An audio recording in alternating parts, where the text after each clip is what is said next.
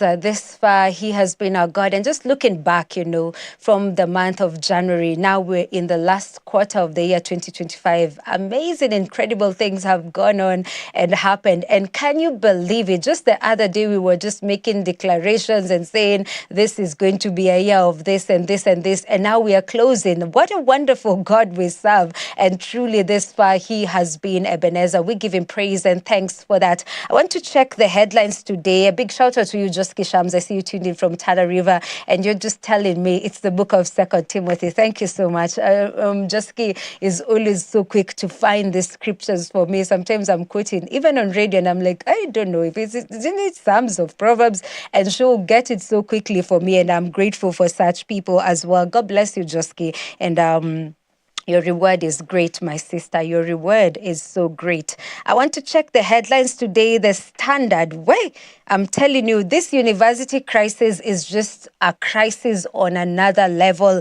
And we need to seriously pray concerning this nation, because what is this? Graduations have been postponed, learning not going on in the country because there's conversations where, the money is there in the country, but it's not reaching to lecturers, or I don't know just what schemes are going on.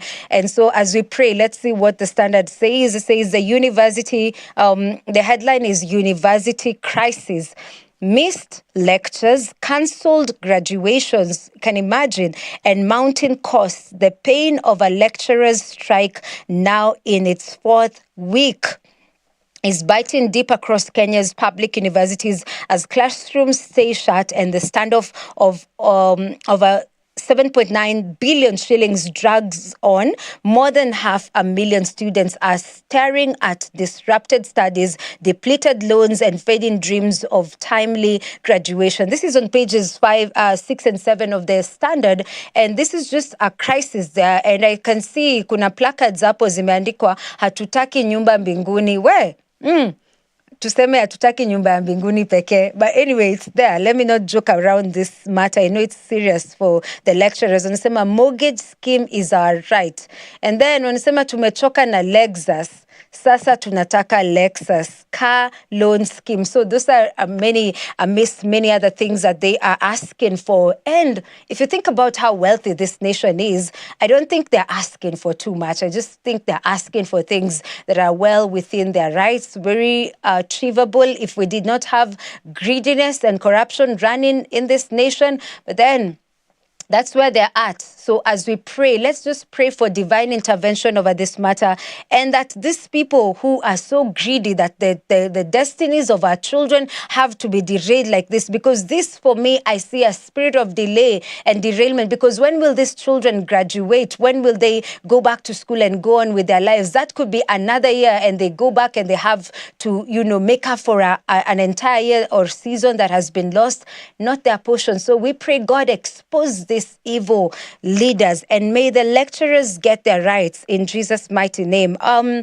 It's the review, and I'm already praying. Gachagua, Ally now casts doubt on IEBC voter kits. There is fresh doubts have emerged over the credibility of Kenya's voter registration exercise after governance expert Peter Mbai raised alarm about the integrity of the new KIMS exclusion and surveillance risk. KIMS kits, warning of potential data manipulation, voter exclusion and surveillance risks. I mean, we've come back to you talking about KIMS kits, as a news person. It's been a minute since we talked about KIMS kits, but now we're back to the whole situation now. There's just that conversation, that exposure that is going on. So, we hope that it's sorted out, and most importantly, can we go and take our votes? So that's tuache kuongea from talking and saying this, whatever term we are saying, or whatever no term we are saying, whatever it is, can we now wait for the day where our votes will actually count? And the only way for your vote to count is go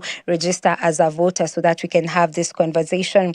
Come 2027, our actions will speak. The Daily Nation, Gideon bows to Ruto pressure. KANU Chairman Gideon Moi was a no-show yesterday during submissions of nomination papers to the Electoral Agency for clearance to contest contest for the Baringo Senate seat, coming a day after meeting President Ruto at State House, where he was asked to step down in favor of the ruling party's candidate. His decision to quit left his supporters high and dry. So he's bowed to the pressure. Remember, there was that where the Baringo by-elections were happening, and Gideon Moi had actually said he was going to vie. So now looks like he's bowed to pressure. That story is on pages 7 of the Daily Nation. Head teachers lose power over KCSE exam certificates. Faced with rising complaints by parents and students about schools withholding exam certificates until school fees arrears are paid or other clearance conditions are met, the government will now send the documents to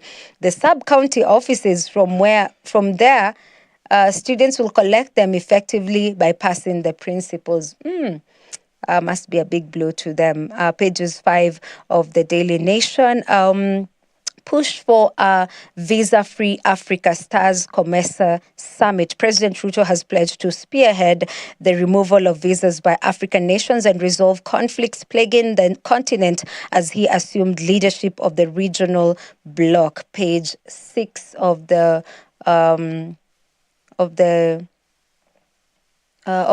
Daily Nation. There's also the fake C-section birth exposed SHA fraud. Over 1,800 hospitals are being probed by the Directorate of Criminal Investigations, with a probe recalling payments for falsified invoices and non-existent facilities. Interesting. Annie, sometimes you just don't know what to say. You just keep quiet and just leave things to God. Business Daily: Carry gets a link to tenders portal in tax cheats fight. There's more than 16,000 suppliers roped into GP system. Real-time visibility enables Carry to track payments.